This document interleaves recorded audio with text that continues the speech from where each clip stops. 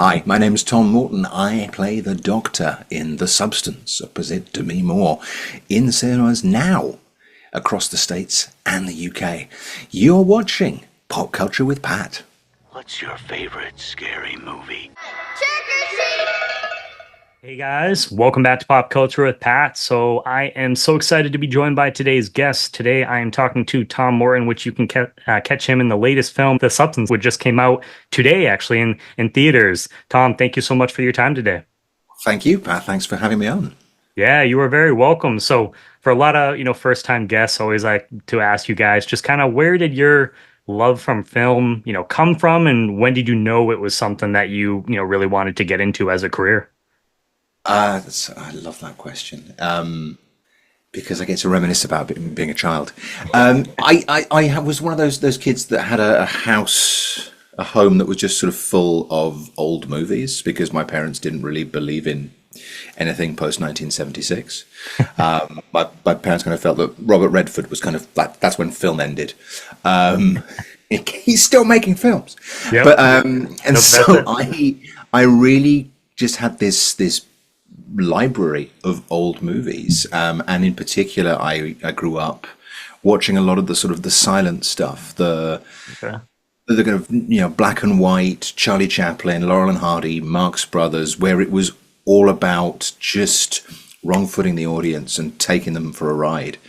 And I think that was the sort of initial starting point of obsession and getting into that over and over and over again. But then actually the thing that kind of took me to the point where I went, oh, actually, I can do this for a job, Yeah. was theatre.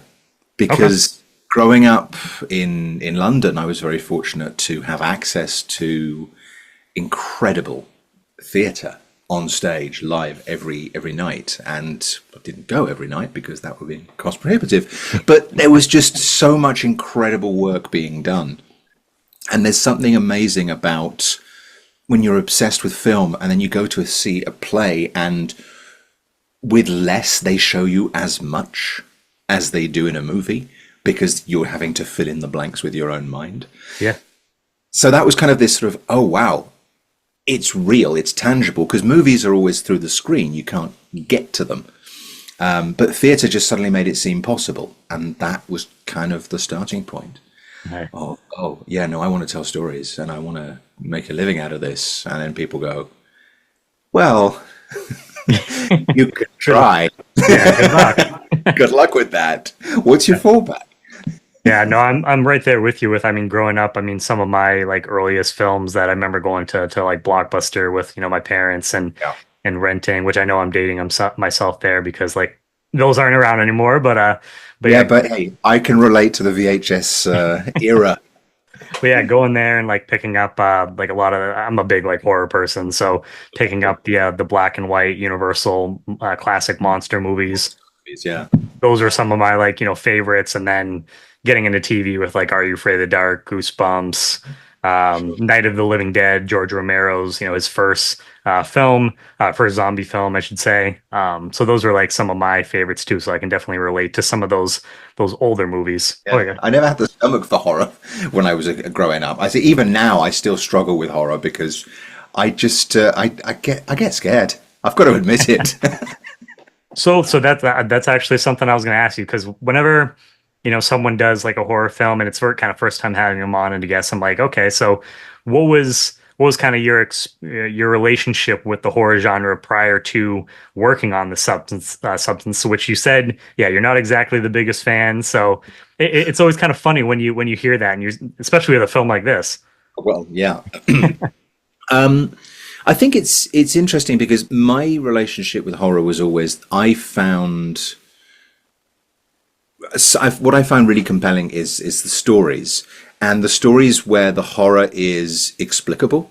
So something like Rosemary's Baby or Yeah. The Shining, to me, whether you like that version of The Shining or just the book, but there's something about it where it's like it could be freaky ghost stuff, or it could just be a story about mental health. Yep. And that that's such a rich vein in literature and theatre and film, and that was what I was always drawn to.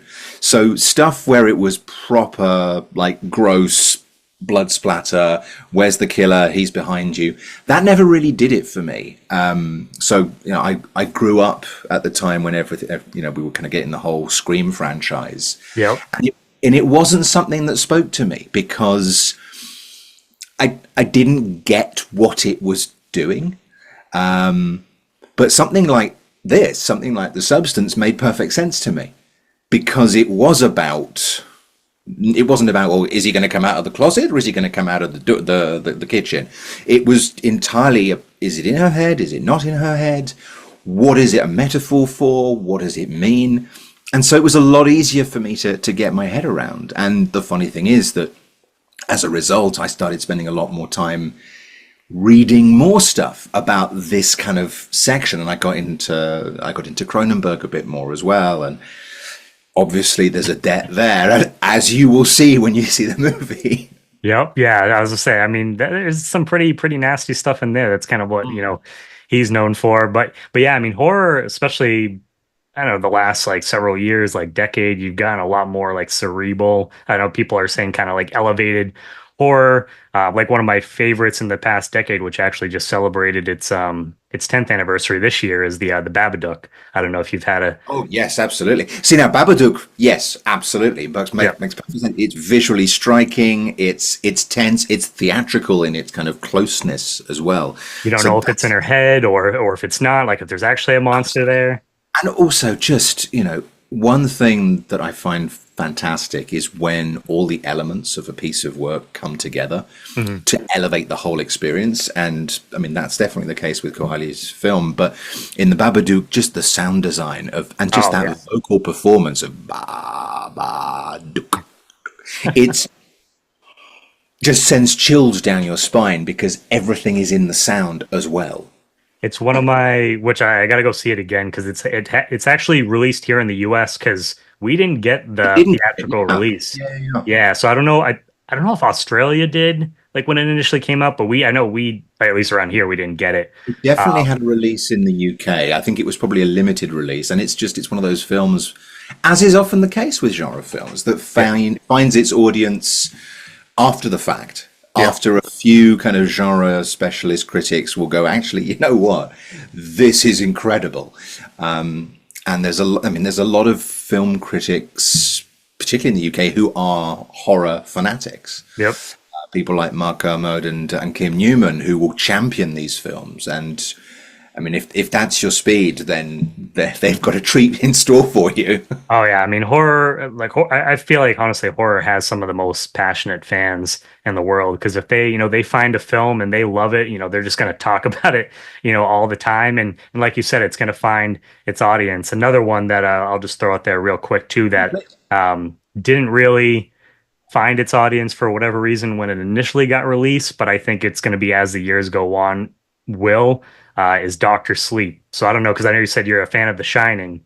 So I haven't seen Doctor Sleep, but I was actually just at TIFF and I saw Mike Flanagan's new film, which again, Stephen King, another Stephen King adaptation. Unlike anything else that Flanagan has done, it's. That's what I've heard. So you saw it? You said. I did. I got the opportunity to see it. It's phenomenally uplifting, which I don't think is what Mike usually goes for. Yeah, he's kind of known for his horror stuff, and I've heard this is kind of in a different direction. But I mean, it really is. It's got some fantastically dark moments in it because, well, it's Stephen King and it's Mike Flanagan, so you can't completely change the spots. But it's definitely a film you come away from feeling both moved and uplifted. It was one of those films where it didn't necessarily blow me away in the moment, but it stayed with me. The more you can. Days and days and days, which sometimes you have to go, actually, that might even be better. Yep. But I think that sort of haunts you for days afterwards is truly special. And I feel like that's probably going to be the case with the Substance as well. It seems like from the reaction that people, it's going to haunt your nightmares. Absolutely. Yeah. And before we kind of get into the meat of that, that film too, no pun intended. But as far as, because I know you've done like some voice work as well. how did you kind of, transition to, doing work in the voice world as well? Well, I started out in theatre, and I started out doing film and TV as well, and my answer to how I got into the voice world is probably one of those answers that drives other voice artists up the wall, because it's not what you want people to say. But the truth is, I was at a party with some friends, and there was a person there who said, "You have a really good voice. You should probably work in voice." To which I said, "Sure, that sounds like a good idea. How do you do that?" Because I don't know if other people get told their whole lives that they have a good voice. I hadn't. It was not something that I'd really paid much attention to, and I certainly hadn't believed the people who thought that I had a decent voice. Yeah. I was also coming from a place where, as a child, I did not have a good voice. I had a permanent cold, and my mother had put me in choir to try and help me. And if there was one thing I couldn't do was sing in tune back then. I can now, ironically. So I was carrying this sense of like my voice is not conducive to people listening. So, try and find something else. Maybe focus on writing. But no, I had just had this conversation, and this person very kindly said, "Well, if you did want to do that, you should do this and this and this," and kind of gave me a step by step on how to do it. And I followed the steps, which sometimes people don't, but I did. And within about a month of following those steps, I was recording voiceovers for big international brands like L'Oreal and various others, just doing fragrance adverts that were going online. It's quite surreal when you kind of go from being on, sitting on your couch listening to these commercials, and let's be honest, making fun of them.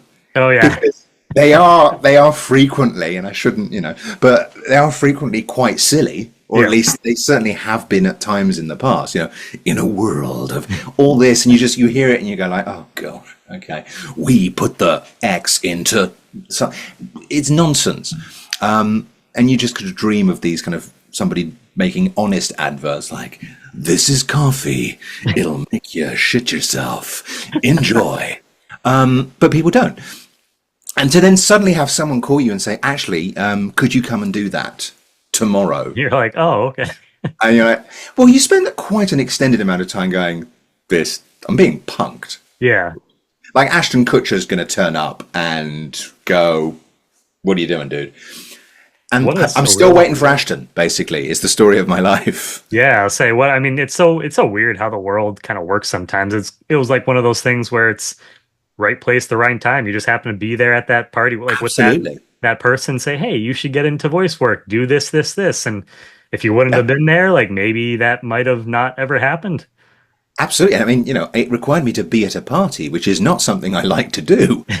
Yeah. So I mean, again, just happen to be there, something that you're not normally doing. I got off my backside. Yep. Yeah. So I mean, it's so weird how that that all kind of like works. I've had experiences kind of the same thing where it's just like you look back and you're like, man, if I didn't do this, like would this have all happened? But yeah. So I mean, in the substance, it's not easy to say. I will admit. I was like, man, I don't know why I'm having such a hard time, pronouncing it. But so in the film, you play. Sorry. You play the role of the doctor. What did you kind of do to get into the headspace of that character and kind of just prep for this role, like overall? Yeah. Well, so it's always interesting when you get given a role where it's a moment, and it's a pivotal moment for the main character in the film that comes very early on, and in a way, that encounter is one of the sort of determining factors that puts her in that place on this path of what ultimately will become self-destruction. Yeah. Or not. Who knows? So, there's the temptation to kind of place a lot of pressure on the character in that moment. It's like, it's a pivotal moment, and so you've got to play it pivotal. I think it's really important when you have these things to just focus entirely on on what that character is in that moment of just, he walks into this room, and look, the funny thing is that the character walks in and pretty much fanboys over Demi Moore's character. Now, as someone who grew up in the 90s, walking into a room where Demi Moore is, well, just full stop. Yeah. It doesn't require a huge stretch of the imagination to kind of go, oh, there's Demi Moore. That's kind of, Yeah, that's so I'm sure that must surreal. have been kind of surreal. Absolutely. And I think, but as it is, every time you start to work with people who were sort of seminal artists of your childhood, and not childhood, but adolescence. Yeah. You know, working with people like Pierce Brosnan or Emma Thompson, and it's just, the brain does this little kind of skit where it's like, what are Is you this doing? real? Yeah, is this real? What are you doing talking to these people? You've just wandered onto this film set, and then someone hands you a microphone, and you're like, oh no, oh yes, no, I'm supposed to be here. Great. Take me to craft services. That's great. So at the end of the day, the character was just having one of those moments where he's fanboying and excited to meet someone who's incredible. So, We can play that. There was. Yeah. I feel like I'm kind of doing down the work that I was doing, but it was. It felt open and shut. You know, sometimes you get handed a script and it's like, no, I know how to do that. That's this Yeah, is like- within my wheelhouse. and like you said, I mean, I feel like a lot of people like being in the presence of an actor of, Demi Moore's like caliber. Just, I feel like a lot of people would kind of feel that same way. It wouldn't take a lot to be like, okay, like how am I gonna play this to have that kind of reaction, like you said, like fanboying. I think there's that, and I think also, the character does something which I would never do, which is he decides to say something. Yeah, And either because of professional courtesy or just that's not who I am, I would never then go, I just want to say huge, because Yeah. it's especially like in a medical exam, well, yeah. it is so inappropriate, and it is, but in a way that's at the heart of the film throughout the film is Okay. Yeah. it is quite literally men behaving in horrifically entitled and inappropriate ways, and the lengths to which women will go to accept it, because it's safer to not fight back. And I think the film says a huge amount about that. So Those are it's- some of my favorite kind of horror films. The films that, I mean, they're, it's all great to have like your slashers and stuff like that. I know we were talking about before, Scream. Scream's like my favorite film and like horror Yeah. film of all time, because I've just seen it a number of times. But some of my favorite horror films are the ones that, yes, they have their moments where you have your scary moments, but then there's a message in there, and it's not necessarily something that they're like, beating like over your head. Yeah. But it has something to say, and it sounds like that's the case with the Subbins. Well, certainly, I mean, given the way in which audiences have reacted to it, I think, when you make a film like this, you have a sense that it is important, or that it is saying important things, but you also never quite know what a film's going to come out as. Yeah, Because especially when you're an actor, okay, you're given the script, if you're lucky, but you're given the script, and you come in, you do your 1, 2, 4, 10, 20 days, whatever it is. But there's been months, years of preparation before you turn up, yeah. and there's another slab of months and other people. So you really just come in and like give them something to work with, and then they can do what the heck they want. Yeah, and oftentimes, especially where you're playing, what like one particular character, like you said, it's early on in the film. You kind of do your part there, but you don't maybe necessarily get to see the rest of, what some of these other scenes are like. So I'm sure when you saw it at the premiere, like you said, I'm sure you read the script, but it's one thing, I think, reading it and then actually seeing it on the big screen, seeing how it turned out, because I it's agree. quite the journey going from script to what turns out at the end.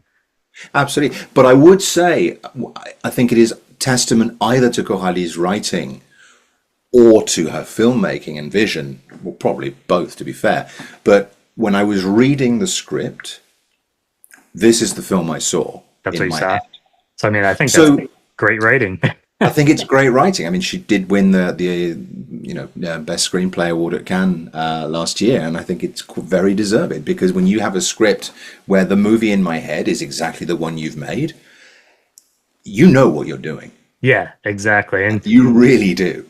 And speaking of her too, I mean, just what was, you've kind of talked a little bit about it in general, but what was it like working with her as a director and what makes her stand out as a director for you overall? Well, she was a joy, just unbelievably welcoming and friendly. 'Cause, again, I came in very late on in the process. They'd pretty much been shooting for 2 months when we got to my scenes. Oh, wow. I think I was on the last 3 or 4 days of shooting. So I was arriving and we were dealing with a team that had been at it for some time. And it's an emotional ride. It's Yeah. a tiring film to experience, and I can only imagine it was as such to make. Yeah. Particularly some of the more gritty and hard stuff. But that was certainly not something that I was made to experience. I didn't feel like I was turning up and people were, let's just get it done. No, there was that passion was still there across the board, and Coralie first and foremost.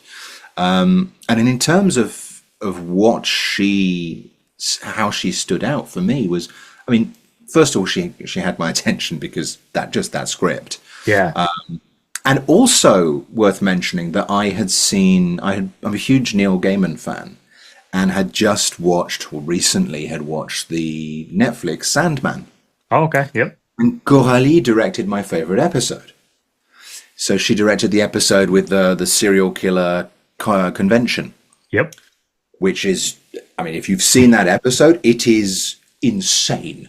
And very faithful to the comic, but also incredibly kind of just bold in its filmmaking.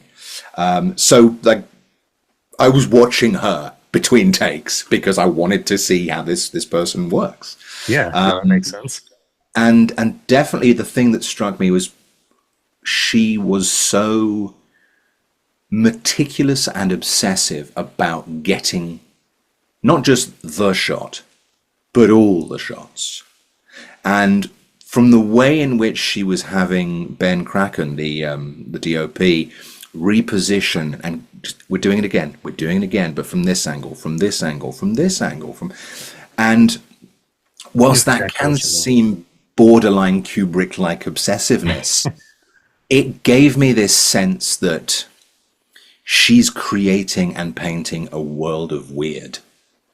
And that's one of the reasons I was so excited to see the film. When I did, it's like, yeah, there it is. There's the weird.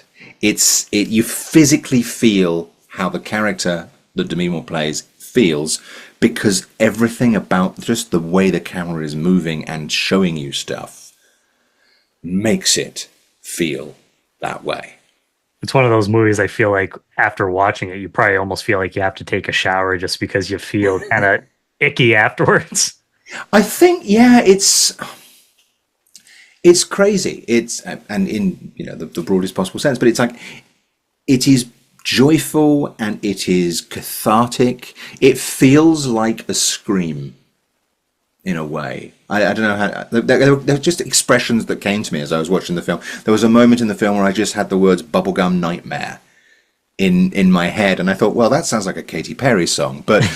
But aside from that, it just fit. There's something about what Margaret Qualley was doing and the way, again, in which Ben was shooting it, where bubblegum nightmare. I don't know. It was, there's people have been talking about the Cronenberg influence, and obviously it's there. But to me, there's also some crazy John Waters stuff in there as well, and particularly in Dennis Quaid's performance and in the color palette, where it is so over the top and kind of 80s, 90s fantastic extremism of sensory overload. Yeah, sound design really too. Something. Because I know there's I think it's like either the trailer or just like a clip that I saw of like Dennis Quaid's as his character, and he's just like eating, like the way he's chewing, and you hear it, and and you're just like, Yeah, well, yeah. Demi felt very strongly that the most violent scene in the film is Dennis Quaid eating the shrimp, it's right. and she may be onto something. It is enough to turn you vegan. Yeah, yeah, no, I'd say sound design, it's crazy what that can do. Like watching a film, and when you have really good sound design, it just, I don't know, it just really sucks you, into the film. So And I think that's a fantastic argument for people to keep going to movie theaters as well, because, I mean, unless you have really indulged and you've built yourself the perfect home cinema, which most people might. can't really do. Yeah, I was at TIFF, and there's something about sitting in a room to see a movie like this, and it's a film that just it slaps. And it's there are moments when just the sound comes at you and just pins you to your chair, yeah, and that's fantastic. I'm right It's there not a with film you. you're going to just kind of go, I might just kind of check my phone at the same time. Like, you're not checking IMDb during this movie. No, yeah, you can't take your eyes off No, what's no, happening no. on the screen. I'm right there with you. I mean, I'm a, yeah, theater first, person. It's something about being there, the experience, but also being in a theater filled with people because With you get to fans. Yeah. hear the reactions, you get to see some of the reactions from some of the other people, and that always adds to the experience for me, especially once you've already seen it and you kind of know what's coming and you Yeah. see the other people's reactions. It's a lot of fun. So they've been doing that actually in some of the advertising for the film. They've been shooting the audience during the film and sharing that. And yeah, there's some incredible double take reactions of people like, which I love it. it's working. Yeah. It's working, and I think in a funny way, it's working perhaps even more than people expected, which is just thrilling. Yeah, Frankly. it makes it so much fun. It just makes even though I mean I'm sure like watching the film and maybe it's not. I don't know if fun would be the word to describe it, but I mean it's a memorable experience, and that at the end of the day, that's what I go to theaters for. I want to have a memorable experience, something that sticks with me. So it sounds like I mean this is going to be right up that I alley. mean, what's the caption? It'll change your life. Yeah, yeah, exactly. Well, hey Tom, just to kind of like wrap things up for you, is there Oh. anything else that you'd like to say, about your experience working on the film and what's next for you and where can people stay up to date with your work moving forward? Well, you can follow my work on Instagram and Twitter as well, but mainly Instagram. And you Right can there with you. find me at It's Tom Morton. Literally, It's Tom Morton. It's a busy day for me actually because I've got the substances out today, and so is a movie I made with Jodie Sweetin from Fuller House, which Oh, wow. is this is going out in Canada today. It was out last week on the Hallmark Channel in the US, and it's a murder mystery in which I play a seductive mystery man. That's all. I Bit mean, of a change of pace. my mom will love that. Yeah, There you go. She probably That's already me. saw it because I cater to all generations I mean, there across you the go. board. So But I there we go. mean, no, yeah, I mean that she loves, Hallmark, so I'm sure like I feel like she probably already watched it. But She that's may have really, already seen it. oh yeah, she probably already saw it. And I'll be like, yeah, I was speaking to Tom. Does she have a podcast too? I mean, that's the real question. No, but maybe we need to get her one. Maybe. Or maybe just have her come on as a guest. Go like Jack Whitehall and his dad. You can just kind of Yeah, bounce off each other. There we go. there we go. But I Pop mean, culture with Pat and his mum. and his mom. But that's really exciting. I mean, that it doesn't happen too often where, especially like the same day. I mean, like sometimes you'll Oh, have it never happens. the same month, like sometimes, or like the I mean, same year. you know what? It happens to Hugh Grant. It doesn't happen to me. But that's awesome, man. Congratulations. I mean, Thank you very wishing much. the best success with both of the films. And Appreciate it. I mean, it seems like they're making an impact already. And yeah, I mean, Going I to be can't wait. really wild to watch this one go, go, go, go, go. I think, there's people already talking about Oscar buzz for Demi Moore, and it makes sense. I can't. I mean, I'll be watching there when those come on this next year, and what a contrast too between I mean murder mystery, but what a contrast between the two films that are coming out for you too. Absolutely. Well, it's very much like if you don't think you can handle the substance, Here you go. may I suggest the Jane Mysteries You got options for people. on Hallmark. Absolutely. And if you're not into movies, you can play a video game. There we go. Yeah. There you go. Well, hey, Tom, All it was nine wonderful yards. getting to talk to you today, just about Ah, it was your my pleasure. experience about Thank you so the much. film and just your work overall. And yeah, I mean, you're welcome back anytime in the future. I will be happy to come back and talk about another project or just to shoot the breeze. Hey, I would love that too. Thank you so much, Fantastic. Tom. Thank you. Hi, my name is Tom Morton. I play the Doctor in The Substance, opposite Demi Moore, in cinemas now across the States and the UK. You're watching Pop Culture with Pat.